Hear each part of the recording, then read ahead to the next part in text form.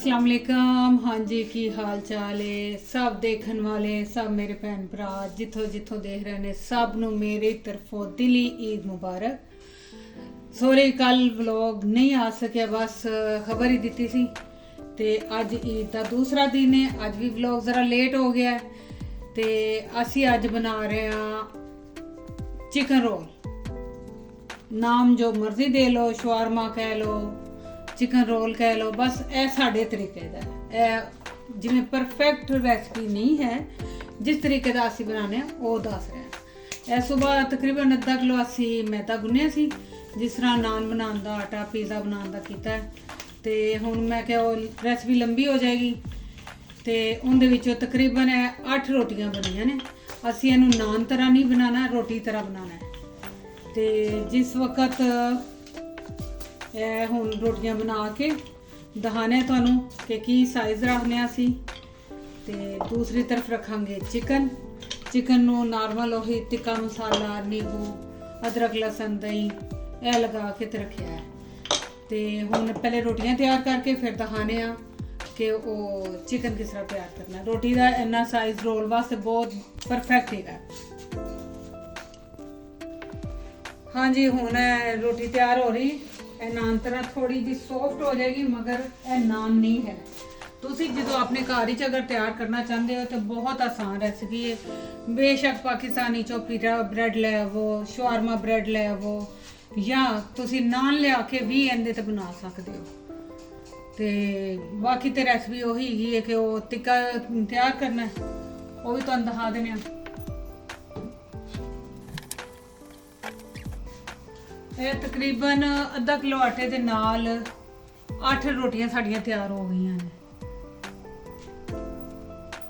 और तुसी सुनाओ तुहाडी ईद कैसी गुजरी, अज की कर रहे जे, की घर खाया पकाया कि बाहरों आया, कौन मिलन आया, किनू तुसी मिलन गए। साड़ी ते इत्थे बहुत ही ज़्यादा बोरीयत भरी है, क्योंकि कल बेटी भी स्कूल चली गई, वड्डी बेटी भी काम ते चली गई।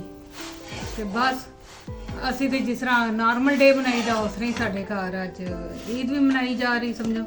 हाँ इंशाल्लाह अल्लाह ने चाहे तो परसों जावांगे मार्केट नू, तो चलो बच्चों की ज़रा आउटिंग हो जाएगी। क्योंकि ना तो वो मैं जा नहीं सकी, दसिया से ना कि शॉपिंग करन जाना है, वो ऐसा नहीं जा सके कि बारिश होती रही। अज धुप निकली, 2 दिन लगातार साढ़े को बारिश रही है, तो अज धुप निकली है। तो इंशाल्लाह अल्लाह ने चाहे तो परसों असी हफ्ते वाले दिन जावांगे। बस हुण साडी रोटी तैयार हो गई। सिर्फ नान तरह बनाने का मकसद है वे कि इहदे च ना सॉफ्ट रहेगी। जो मर्जी तुसी ये बना के रख दो, जो गर्म करोगे उदों ही ये ताज़ी है। हाँ जी, बिल्कुल 2-4 ड्रॉप्स ही समझो पाना है, ताकि वो चिकन नीचे ना लगे। असी चिकन विच नहीं सी शामिल किया। चिकन नू मसाला लगा के रखिया, इहदे विच ओही टिक्का मसाला है और नमक, मिर्च, अदरक, लहसुन, लेमन जूस और दही। बस मिर्च मसाले अपनी मर्जी के नाल कम ज़्यादा कर सकते हो।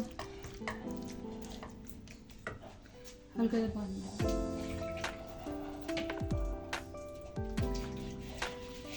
अज अपने नाल फोन ते गल करके बड़ी खुशी हुई, क्योंकि कल मैनू भी फोन नहीं सी आया, सिर्फ मैसेज आए। पर मैसेज का भी मैं भी किसी को फोन नहीं किया। हूँ तो बस फैशन ही हो गया कि एक वीडियो भेज दो ईद मुबारक दी, या एक स्टिकर भेज दो ईद मुबारक दा। चलो जी ईद हो गई। कल तो मैनू अपने भरा वालों भी ईद ही मिली है, थैंक यू भाई। कल बस अम्मी की याद कुछ उंज भी थोड़े परेशान से, कुछ अम्मी की याद भी ईद मनाने का दिल ही नहीं किया, जी थोड़ी बहुत है भी सी वो भी नहीं। असी हुण चिकन नू थोड़ी देर इस तरह पका के उस तो बाद बिल्कुल इन्नी भुनाई करके तो रख लांगे। हाँ जी, जी असी हुण ब्रेड दे विच लगानी है ना सॉस, असी मिक्स करके पहले रख देंगे। इहदे च डालिया मायोनेज और चिली गार्लिक केचप। ओके, इन्हें दोनों मिक्स करके रख देंगे। एक साइड ते असी धनिए ते पुदीने की हरी चटनी बना के रखी है। ਜਿਹਨੂੰ ਜਿਹੜੀ ਚੀਜ਼ ਪਸੰਦ ਹੈ ਉਹੀ ਲਗਾ ਲਾਂਗੇ। ਫਿਰ ਅੱਛਾ ਇਹ ਹੁਣ ਥੋੜੀ ਜਿਹੀ ਸਰਾਚਾ ਖੋਲ੍ਹਣੀ ਆਪਣੀ ਮਰਜ਼ੀ, ਜਿਹੜੀ ਚੀਜ਼ ਤੁਹਾਨੂੰ ਪਸੰਦ ਹੈ ਤੁਸੀਂ ਲਗਾ ਸਕਦੇ ਹੋ। ਤੇ ਥੋੜੀ ਜਿਹੀ ਪੈਰੀ ਪੈਰੀ ਸੌਸ ਬਸ। ਹੁਣ ਮਿਕਸ ਕਰਕੇ ਰੱਖ ਦਿਆਂਗੇ। ਇੱਕ ਸਾਈਡ ਤੇ ਅਸੀਂ ਧਨੀਆ ਵਾਲੀ ਚਟਨੀ ਬਣਾ ਕੇ ਰੱਖੀ ਹੈ। ਧਨੀਆ ਤੇ ਪੁਦੀਨਾ ਸਾਨੂੰ ਇੱਕ ਜਗ੍ਹਾ ਮਿਲ ਗਿਆ ਸੀ, 5 ਟੋਟਲ ਮਿਲੀਆਂ ਨੇ ਡੰਡੀਆਂ ਦੀਆਂ ਪੁਦੀਨੇ ਦੀਆਂ। ਹੁਣ ਉਹਦਾ ਪੱਤੇ ਤੋਂ ਉਤਾਰ ਕੇ ਅਸੀਂ ਚਟਨੀ ਬਣਾ ਲਈ ਤੇ ਡੰਡੀਆਂ ਲਾ ਦਿੱਤੀਆਂ ਨੇ। ਦੁਆ ਕਰਨਾ ਕਿ ਸਾਡੀਆਂ ਫਲ ਫੁੱਲ ਜਾਣ, ਗਮਲੇ ਭਰ ਜਾਣ, ਪੁਦੀਨੇ ਦੀ ਕਮੀ ਨਾ ਰਵੇ ਸਾਨੂੰ।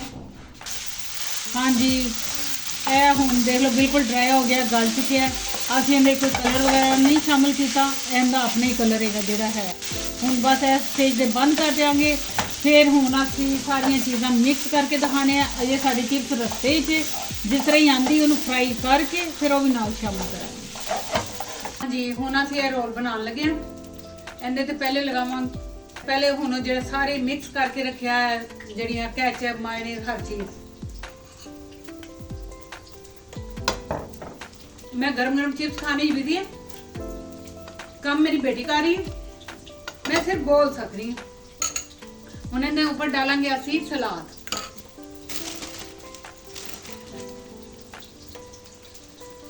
तुसी अपने घर जिहो जिहा सलाद खाना पसंद करते उहो जिहा डाल दो। हुण डालेंगे चिप्स। दूसरी तरफ साड़ी चिप्स बनती भी है। हुण इहदे ऊपर डालेंगे चिकन।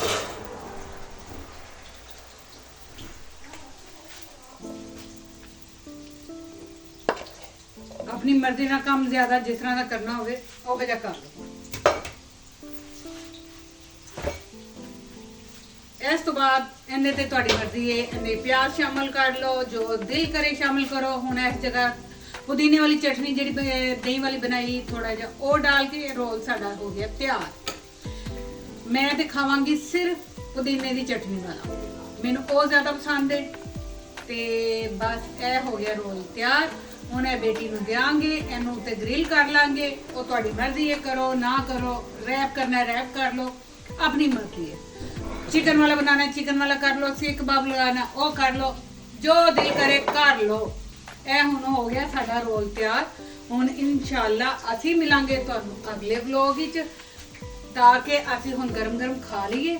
नहीं तो काफ़ी टाइम लग जाएगा बोलते बोलते। अगर सब कुछ दिखाया, चिप्स फ्राई करते, आटा गूंदे, व्लॉग काफ़ी लंबा हो जाएगा। तो इंशाल्लाह फिर मिलांगे। अपनी दुआवां जी याद रखो। अल्लाह हाफिज़।